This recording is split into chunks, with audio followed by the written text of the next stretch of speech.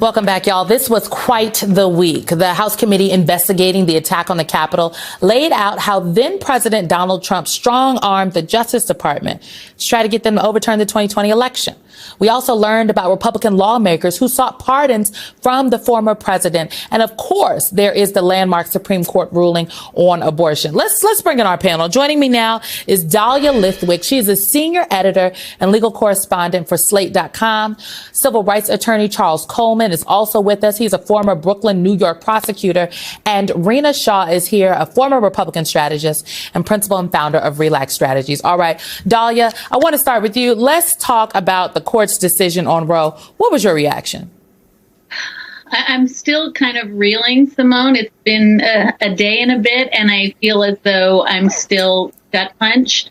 I guess I would just say, we knew this was coming. We knew it was coming when the Supreme Court allowed the Texas 8-week ban to go into effect in September. We knew it was coming after we heard oral arguments in this Mississippi case in December. And then we knew it was coming when we saw the leak. And nevertheless, it came, and it's shocking. And I think my top line thought about it is that effective, and you said this before, immediately there were states rushing to enact their trigger laws, making sure that women who had appointments for that day couldn't have them, making sure that women who showed up at ERs might not get treated.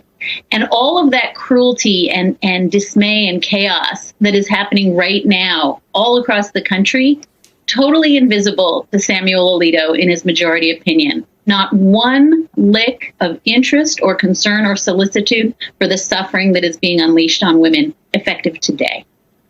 Rina, a key part of the Republican playbook, as you know very well, was to overturn Roe. And now that they have been successful, that is going to lead to, let's just the facts. In some states, women will be jailed. Doctors could be jailed.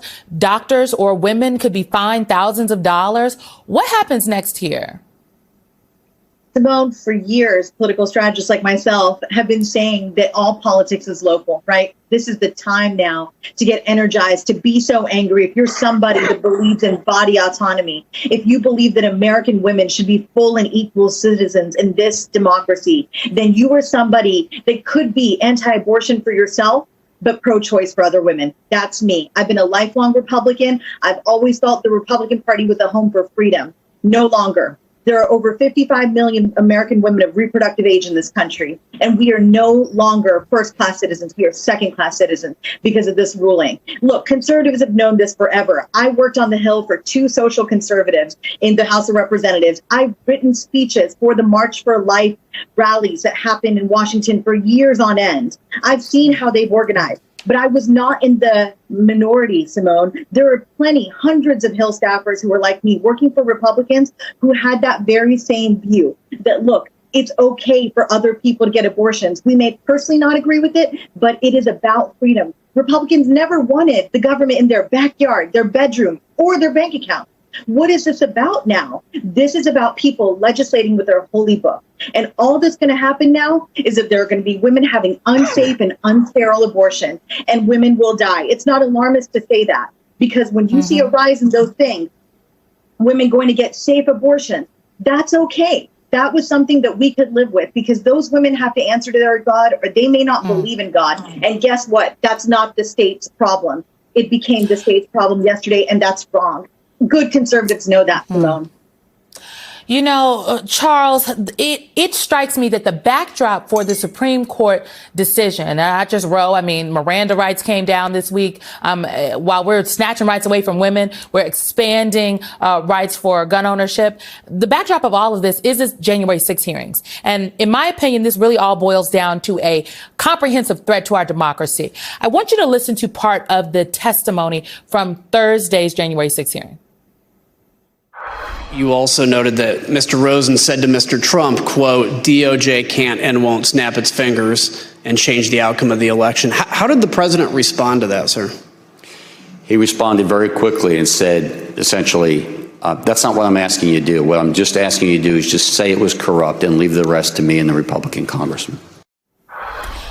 Say it was corrupt and leave the rest to me and the Republican congressman. Charles, how critical was this moment in the testimony? How critical was this?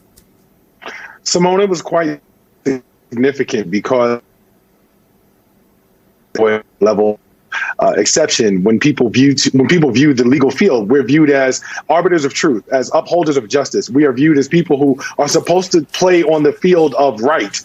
And so when you look to the DOJ, when you look to the Attorney General to validate something that you know is not true, what you are attempting to do is lean into a lie and use the cloak of justice, that cloak that I just described of right and of truth, to sort of paint this lie to the American public. So what they were going to do, what they were looking to have happen, was to use the DOJ and the Attorney General's office as essentially salespeople to sell America on this lie of voter fraud with respect to the 2020 election. A lie that they knew was not true, a lie that they knew was rooted in baseless allegations, but they wanted to rely on the DOJ and the appearance of propriety as a means of validating this lie, which only makes this overall plot that much more insidious.